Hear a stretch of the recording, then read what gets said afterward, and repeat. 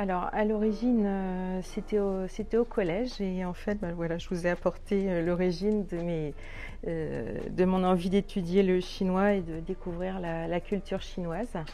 Et en fait, voilà, c'est ce livre de légendes chinoises qui m'a donné envie. Les dessins, l'histoire, c'était complètement différent de notre histoire en France, donc ça m'a complètement captivée. Après, donc, j'ai pris option chinois au lycée, mais pour certaines raisons, j'ai pu en faire qu'un an. J'ai dû abandonner, j'ai gardé tous mes livres dans des cartons. Et puis, il y a un peu plus de 2 ans, en regardant un film, ça m'a repris. Oh, moi, c'est simple, hein, la Chine est restée fermée tellement longtemps, ça attise la curiosité. Dès qu'elle s'est ouverte, la première idée, c'était d'aller faire un tour en Chine. Donc pour aller en Chine, il fallait connaître un petit peu de chinois. C'était grâce à une amie à l'école qui était chinoise que j'ai commencé à apprendre le chinois.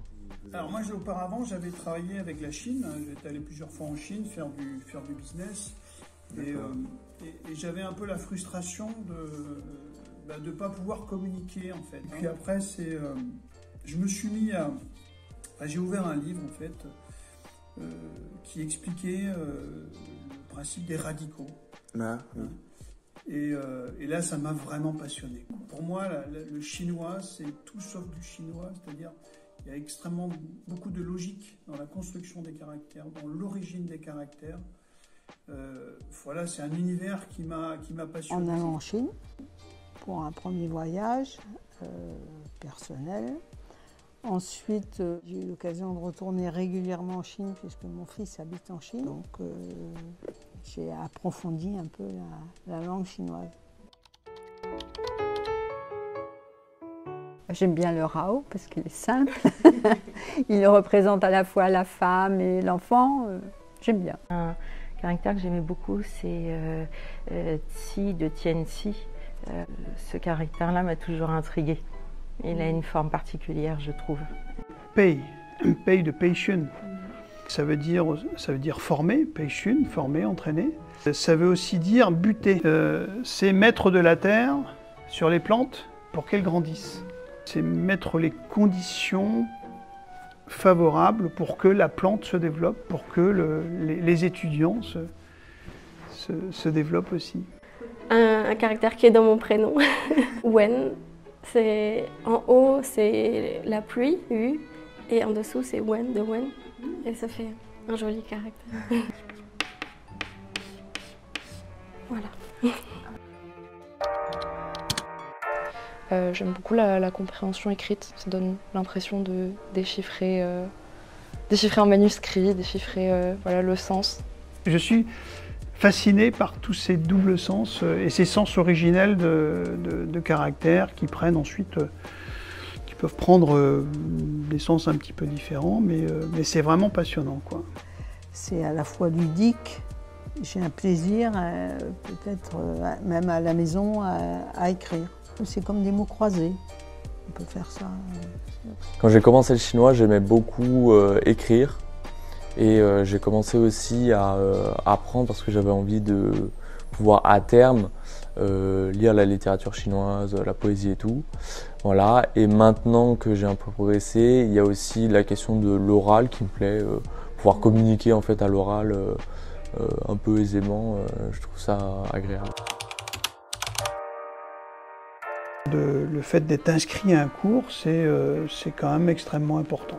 Dès qu'on n'apprend plus chinois pendant quelques mois, forcément, on régresse. Le chinois est une langue qui s'entretient, puis ça permet d'échanger avec d'autres personnes qui partagent la même passion. Et ensuite, il y a des thématiques qui sont beaucoup plus ouvertes sur la culture. On apprend des choses au-delà de la langue chinoise. C'est très sympa. La prof, elle est super sympa, elle s'adapte à notre niveau, elle propose plein de choses sur différents supports, pas que le livre de cours. Et on a une bonne ambiance. Alors j'ai passé le HSK3 que j'ai réussi là en mars. Les cours ont contribué beaucoup, l'oral pour la partie écoute, et puis en stage intensif aussi qui a permis de réviser globalement tout le vocabulaire, puis voir tout ce qui manquait un petit peu et centraliser un peu nos efforts sur le dernier mois, quoi. Donc notre professeur révise avec nous le vocabulaire par thème. On révisait des points de grammaire tous les jours. Et puis le dernier jour, on a fait un examen blanc, ce qui était pratique aussi parce que ça permet de voir comment gérer son temps. Je suis en 2e année. J'ai continué les classes avec les mêmes camarades de classe, plus quelques nouveaux. Et l'ambiance est extrêmement agréable. Et l'enseignement qui est dispensé est vraiment très interactif, vraiment très intéressant. Je suis plutôt à l'aise pour tout ce qui est oral, alors qu'au début j'avais un peu du mal, j'étais plus fort à l'écrit. Voilà, ouais, j'ai fait pas mal de progrès à l'oral en tout cas. Moi, mon point fort, ce serait quand je vois un caractère de retenir très facilement sa signification. Et mon point faible, ce serait plutôt au contraire d'avoir du mal un petit peu à retenir le pinyin qui est associé au caractère. Alors mon point faible, c'est l'accent. Ça, c'est épouvantable. J'ai aucune oreille, donc j'arrive pas à mémoriser les tons. On va dire oui, un peu l'écriture, mais c'est pas un point fort, c'est parce que j'aime bien. Donc moi j'ai privilégié quand même la compréhension écrite. Je pense avoir un bon niveau en vocabulaire. Par contre, l'absence de pratique fait que j'ai un moins bon niveau en expression écrite, en écriture, en expression orale. Je ne sais pas. Non, je suis désespérée d'avoir autant de points faibles. Peut-être que la compréhension écrite est peut-être plus facile. Comme j'ai beaucoup révisé le chinois seul, mon point fort, je dirais que c'est l'écrit. Okay. Et mon point faible, justement, c'est la compréhension orale. Parce que comme j'ai beaucoup travaillé seul, des fois, j'ai pas l'habitude des sonorités et je peux vite me perdre lors d'un dialogue. J'ai un projet professionnel orienté vers le chinois, même si pour l'instant c'est pas encore très précis. Mais je sais que j'aimerais m'orienter vers les métiers de la culture franco-chinoise. Participer à entretenir un lien entre les deux pays, notamment d'un point de vue artistique. Ça me plairait beaucoup. Oui, tout à fait. Je suis aux Beaux-Arts de Rennes et j'aimerais développer une partie de ma carrière artistique en Chine. Et du coup, apprendre le chinois, c'est aussi une raison un peu professionnelle. Ouais, j'aimerais bien pour les années à venir monter une agence de voyage. Alors du coup, avec le Covid, là, c'est un petit peu compliqué en ce moment. Mais j'espère peut-être dans 1 année, 2 années, ça peut se faire pour promouvoir la Bretagne. Oui, j'ai même à moitié abandonné pendant 2 ans. Bon, c'est vrai que quand on n'est pas soutenu par un cours, par un prof, je trouve ça très dur d'apprendre par soi-même. Moi, j'admire complètement ceux qui sont autodidactes, qui apprennent juste avec des vidéos, des cours en ligne. C'est vraiment que depuis cette année que j'ai repris. Et que je suis motivée là à plus arrêter. Mais oui, non, franchement, il faut avoir du mérite pour apprendre tout seul. Oui, parce que c'est difficile, parce qu'on n'arrive jamais au bout, parce qu'on n'arrive pas à se faire comprendre. C'est frustrant.